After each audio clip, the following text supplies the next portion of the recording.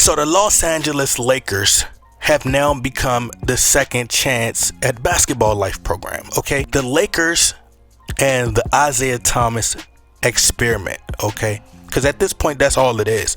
Hollywood Cinderella stories. First it was Andre Ingram. Then it was Carmelo Anthony. Well, Carmelo Anthony had his second chance with the Portland Trailblazers. And now it's Isaiah Thomas. I mean, at this point, we might as well call up the real Isaiah Thomas.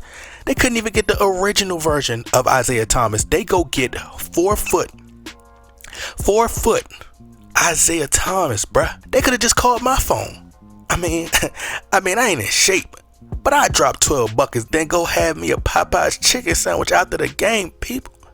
But at this point, they are just welcoming old players who were once good in their primes on the team. It's just for namesake at this point. And I try to just sit around, remain quiet, because some people be like, oh, you're overreacting, you putting too much into it, just give it a chance, but for somebody that's a diehard Laker fan who, can approach this without a biased perspective, I have to speak about it. I have to speak the truth, because I'm gonna call a spade a spade. When things are ridiculous, I'm gonna say it's absurd. I mean, what is this? You literally got fans like, oh, I'm not mad at the Lakers' loss. I'm not mad at the Lakers' loss. I'm just excited for Isaiah Thomas.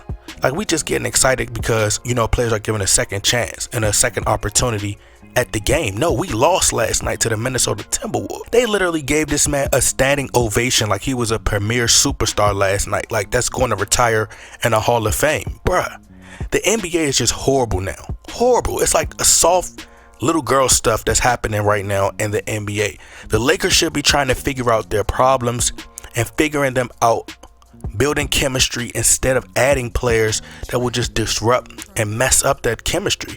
We losing by like 20, 30 some points. Karl Anthony Towns, he was out there looking like Kareem Abdul-Jabbar last night. Kareem Abdul-Jabbar mixed with Steph Curry 3-point superpowers. Russell Westbrook, he looked lost out there last night because now you done added another point guard, another guard who needs the ball in his hands. LeBron James struggled, which according to his fans, this man could just walk off the court anytime and his fans would justify it. Like, he could do anything.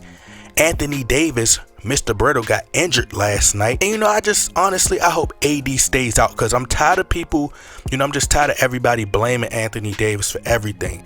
Matter of fact, just hold out till next year and just trade him. A lot of fans are ungrateful and they don't deserve him. And newsflash, people, everybody that leaves LeBron James or that has been traded from the Lakers are all stars and go on to become phenomenal players. Julius Randle, Jordan Clarkson, D'Angelo Russell, Lonzo Ball. I mean, do I need to keep going? It's like they all have revenge games against the Lakers. Okay. And the first thing fans will do will get butthurt and say, you don't know basketball. You don't know basketball. No, you don't watch the games. I'm literally, it's like, should I believe you or should I believe my eyes? My eyes are telling me that the Lakers stink right now. I'm watching these games. And you're sitting up here telling me, who just only watched the highlights, that I don't know what I'm talking about.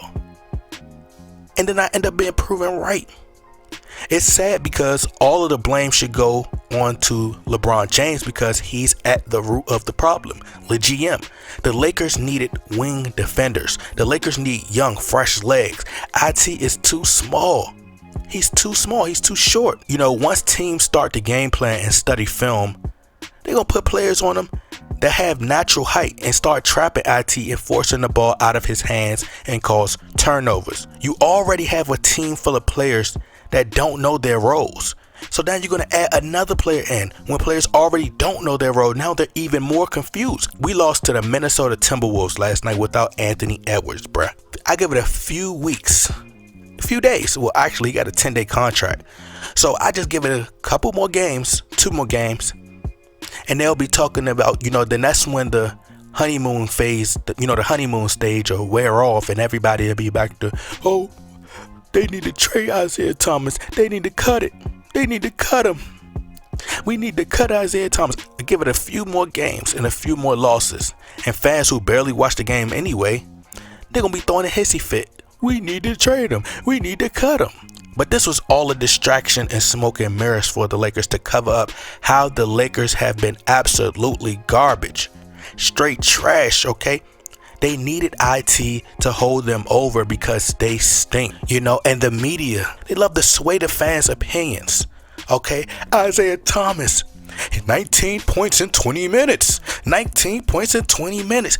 They played the Minnesota Timberwolves, bruh. The Minnesota Timberwolves, 9th in the West. I mean, there's only 11 seeds. They're still a solid team, but 19 points, bruh, that's great. But against the Timberwolves, it's not like it was against an elite team. He just came back, and you have to understand in basketball, teams watch film. They want to know your strengths, your weaknesses. They're not going to game plan for Isaiah Thomas when they just added him in. They just threw him in there. So they don't know anything about him and being in the offense. And Austin Reeves, why not give him more playing time? He just hit the game-winning shot, and you got Isaiah Thomas thrown right into the fire.